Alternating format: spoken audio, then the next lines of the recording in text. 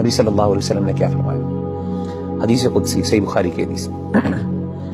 آپ صلی اللہ علیہ وسلم نے فرمایا کہ اللہ فرماتے ہیں انا عند ظن عبدی بی وانا معه اذا ذکرنی، میں اپنے بندے کے ساتھ ویسا معاملہ کرتا ہوں جیسا وہ میرے بارے میں گمان کرتا ہے۔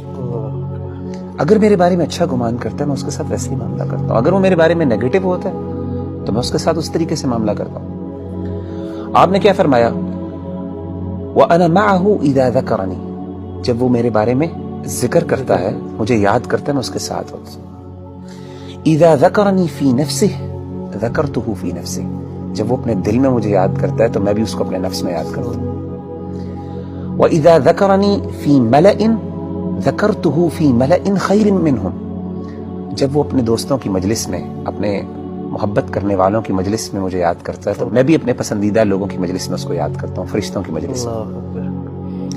اور آپ فرماتے ہیں وَمَن تَقَرَّبَ إِلَيَّ شِبْرًا تَقَرَّبْتُ إِلَيْهِ ذِرَاعًا، اور جو میرے قریب آتا ہے ایک شبر، ایک بالشت، میں ایک گز اس کے پاس چل کے آتا ہوں۔ وَمَن تَقَرَّبَ إِلَيَّ ذِرَاعًا تَقَرَّبْتُ إِلَيْهِ بَاعًا، جو ایک گز میرے پاس آتا ہے میں 2 گز اس کے پاس جاتا ہوں۔ وَمَنْ أَتَانِي يَمْشِي أَتَيْتُهُ هَرْوَلَةً، جو چل کے میرے پاس آتا ہے میں اس کے پاس دوڑ کے جاتا ہوں۔ سبحان اللہ۔